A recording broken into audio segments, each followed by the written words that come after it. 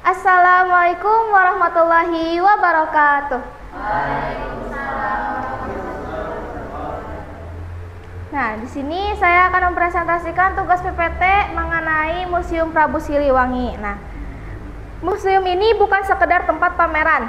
Ini adalah gerbang waktu yang membawa kita menyelami sejarah yang penuh kejayaan, petualangan, dan kekuatan. Di balik setiap artefak ada cerita yang menunggu untuk diungkapkan. Nah, marilah kita jelajahi Museum Prabu Siliwangi. Sebelum itu, kita harus kenalan dulu sama pendiri dari Museum Prabu Siliwangi.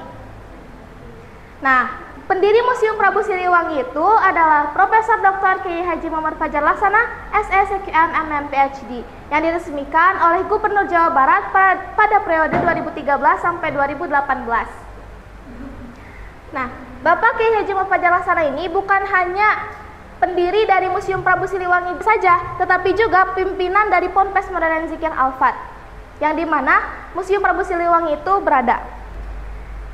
Nah, kita jelajahi koleksi-koleksi yang ada di Museum Prabu Siliwangi. Di Museum Prabu Siliwangi ada 3 koleksi, yaitu yang pertama koleksi sejarah Pajajaran, kedua koleksi sejarah Islam, ketiga ada koleksi sejarah umum. Kita masuk ke koleksi sejarah Pajajaran. Koleksi Pajajaran.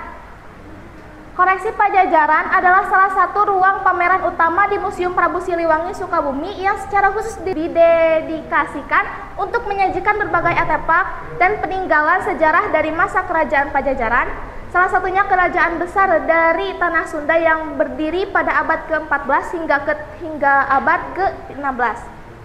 Nah, di ruangan koleksi Pajajaran ada banyak sekali koleksi. Salah satunya ada 130 benda batu purba bergambar, 13 kujang buatan manusia, 120 artefak logam kujang, 65 naskah kuno, dan 10 benda batu bergambar. Dan masih banyak lagi yang ada di koleksi ruangan sejarah Pajajaran. Lanjut. Nah, di sini ada ruangan sejarah Islam. Ruangan sejarah Islam adalah salah satu bagian utama dari Museum Prabu Siliwangi, berisi koleksi yang menunjukkan jejak penyebaran dan perkembangan Islam di Nusantara, khususnya di wilayah Sunda. Ini ada 3 koleksi dari ruangan sejarah Pajajaran. Ada naskah kuno dan mushaf Al-Quran. Museum ini memiliki 168 koleksi naskah kuno dan mushaf Al-Quran. Selanjutnya ada artefak batu dan logam bertuliskan huruf Arab, serta ada pusaka dan benda religius. Lanjut. Nah, kita masuk ke ruangan sejarah umum. Sejarah umum adalah bagian terbesar dari Museum Prabu Siliwangi, memuat lebih dari 1.400 benda koleksi yang mencakup warisan sejarah dan budaya dari masa prasejarah hingga era kemerdekaan Indonesia. Koleksi yang ada di ruangan sejarah umum ada batu arca dan artefak prasejarah, serta ada koleksi keramik kuno, koleksi sejarah dan pusaka, dan juga ada lisung. Lanjut. Nah, di Museum Prabu Siliwangi juga memiliki koleksi internasional.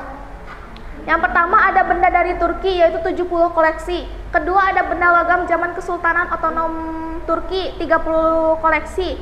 Serta ada kohkol Abah Bani, 2 koleksi.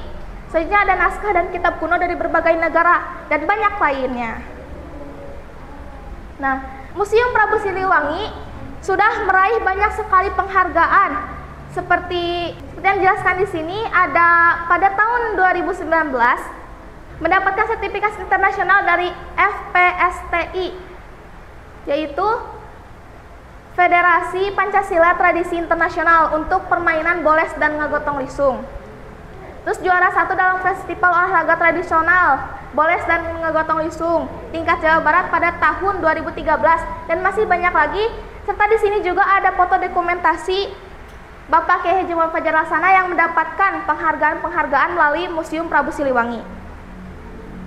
Nah, sedikit promosi, yuk kita kunjungi Museum Prabu Siliwangi, wisata edukasi dan budaya Sunda yang unik dan berkesan. Museum Prabu Siliwangi bukan hanya sekedar tempat menyimpan benda-benda sejarah. Ini adalah gerbang menuju kebijaksanaan dan kejayaan masa lalu Nusantara, khususnya budaya Sunda. Nah, terima kasih. Cukup sekian yang bisa saya sampaikan. Sekian mengenai presentasi dari Museum Prabu Siliwangi.